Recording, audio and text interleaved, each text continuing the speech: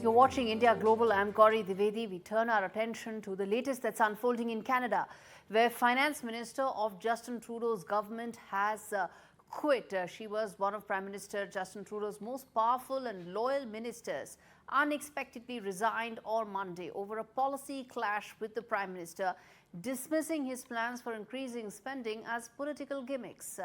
In fact, Freeland quit just hours before she was due to present a fall economic update to Parliament, a document widely expected to show the minority Liberal government had a much larger budget deficit than was predicted earlier.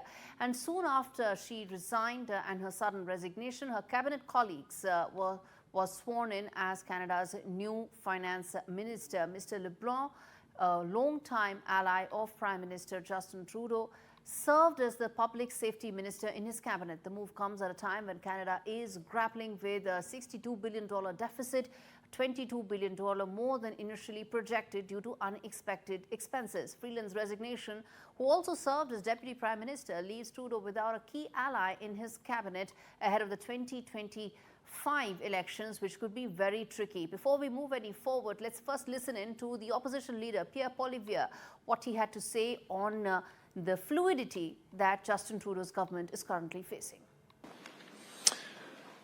What we are seeing is the government of Canada itself is spiraling out of control right before our eyes and at the very worst time. Today, mere hours before Trudeau's finance minister was to deliver a fall economic update that was expected to smash through her already massive deficit targets, she announced she no longer has confidence in the Prime Minister.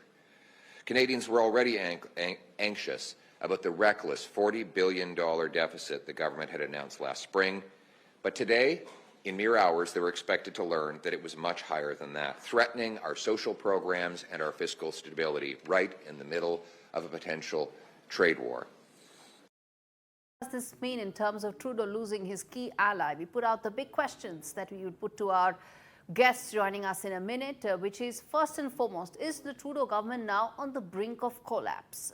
The second big question we ask on the debate is Canadian economy now under intense pressure. Remember, spending is already more than what it was anticipated. The deficit is much higher than what it was budgeted for. And there are going to be the Trump tariffs come January. And the third important question we ask is how will Canada offset those Trump tariffs given its present economic situation? Let's put that out before we get, we'll get Professor Swaran Singh in just a bit. And we also have Mitali Nikore, who is an economist, joining me on the show. Mitali, let me put this to you in terms of the fluidity that the Canadian government, the Canadian economy is facing right now. How do you see it? There's political uncertainty and there is an economic crisis brewing as well. Absolutely. I mean, Gaurie, this is one of the situations that no economy wants to find itself in, where, the economic leadership of the country, resigns just before a massive trade war is coming. And I do feel that there's going to be a re-engineering and a renegotiation even of the North Africa Free Trade Agreement, or NAFTA, as we call it, because, Trump has not only talked about tariffs in between the US and Canada, but also between the US and Mexico. So, a lot of new global supply chains are going to emerge, and a number of emerging economies like India, the UAE, and East Asia actually stand to benefit from, the proposed tariffs that President Trump is coming up with. And in this situation, I think an economy like Canada really needs to play to its strengths, really needs to shore up its banking sector, really needs to shore up its oil and gas sector, and also innovation and renewable energy. But we are not seeing that kind of leadership. And, this is how a lot of emerging economies react, not one of the most developed economies in the world. Right. Let's also get in Professor Singh. He's a fellow of the Canada Global Affairs Institute and a former visiting professor and scholar of the University of British Columbia. Professor Singh, always good to have you on the show. How do you see the present developments, the political uncertainty that Justin Trudeau is facing? I think, Gaurie, it's a story almost now going to be 2 years since continuously one after another challenge to Justin Trudeau's leadership. What is interesting is increasingly the challenge has now come from within his Liberal Party. And now the Deputy Prime Minister and Finance Minister, who has her own very strong reputation, has herself resigned, questioned his leadership. Jagmeet Singh, the new Democratic Party, which was also a supporter of coalition government of Justin Trudeau, is also asking for his resignation. I think situation is becoming increasingly untenable for him to continue. And in that sense, I think it is going to be perhaps time that he has to think of leaving.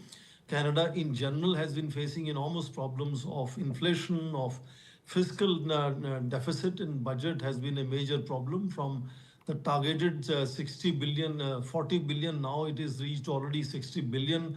Health crisis of healthcare, housing crisis, inflation, price rise, and so on. And on top of it, now President Donald Trump threatening to have another tariff war with Justin Trudeau. In that sense, I think this resignation of Vice Prime Minister, particularly questioning his whole audacity to sustain his leadership by GST holidays, sales tax holidays, and so on, when he needs to really control fiscal deficit, is something that I think is becoming increasingly untenable, questioning his leadership. And I think this is time for him that I think increasingly not only media and opposition or several other civil society people, but his own party is now asking. I understand that already 8 members of parliament have publicly spoken asking for his resignation from within his own But party. still he You stays. remember on Still he October continues. 28 was earlier a Still secret he letter asking him to continues. resign.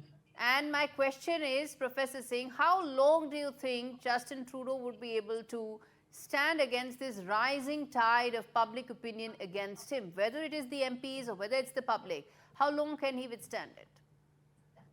I think there is also some sense of dignity and decorum that I want to invoke here for any political leader whose popularity ratings are going down rapidly. But even otherwise, I mean, he's been 8 years in office. From 40% votes that elected his party in 2015 to coming to 33% in his snap elections of 2019, then again 2021 to 32%. So gradually Liberal Party itself has been losing the public support over years. And of course, Prime Minister Justin Trudeau, as I'm saying, is becoming increasingly not only unpopular, unacceptable to his own ministers, to his own senior leaders, to his own party members, to his coalition partners, and so on. So I think here the question is more of decorum and dignity that should ask him to take the call now, rather than persist with all kinds of Deputy Prime Minister spoken about his political gimmicks, which Exactly. are obviously proving costly. So in that sense, I think dignity and decorum is something that he needs to look at now, as this is time for him to go then, perhaps. Mitali, you want to come in there in terms of the gimmicks that the former finance minister mentioned, and also the fact that there is erosion of political capital as far as Justin Trudeau is concerned, because these public statements really erode the authority of the office of the Prime Minister, doesn't it? Absolutely, absolutely correct. And I completely agree with Sir as well.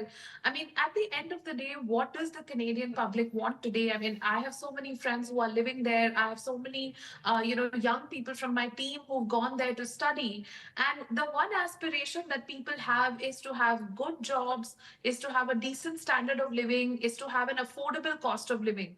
And on all of these 3 fronts, the government, is supposed to support the people and is supposed to put in policies to actually ignite growth and to bring, the cost of living down. But they have not been able to do this because they have not been able to bring in innovative economic policies. And, even if you bring to the people 2 or 3 economic policies which they look at and they say, yes, this can work. For example, looking at public-private partnerships in infrastructure, and, Canada has such a strong, thriving education economy. It can really leverage that to, create more jobs and to create global centers of excellence. And I mean, Canada also has done so much innovation now on renewable energy. It should be taking that to the global markets. But this kind of, visionary leadership which you require from the Prime Minister is actually missing at this point. I mean, the Prime Minister should be taking. I'll tell you what is happening. Elections are around the corner.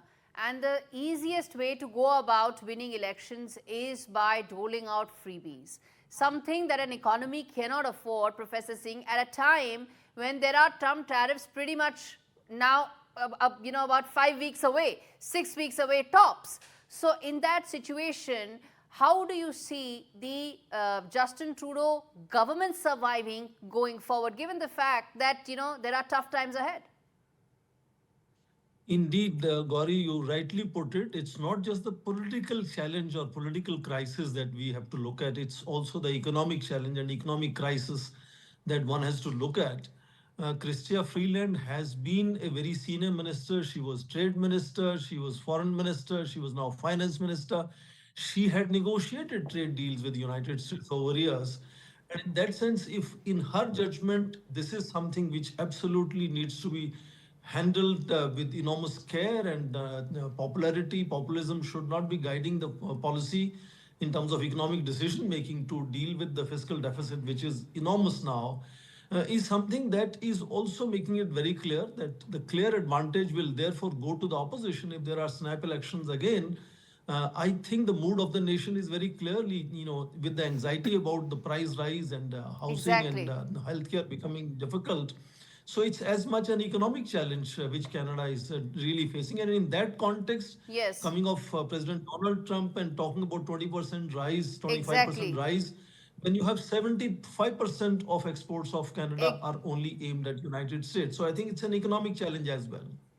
Indeed, there are economic challenges, there are political uncertainties, and most importantly, you have a Prime Minister whose authority and capital may have been eroded. Thank you so much, both of you, for taking out the time and speaking to me on India Global.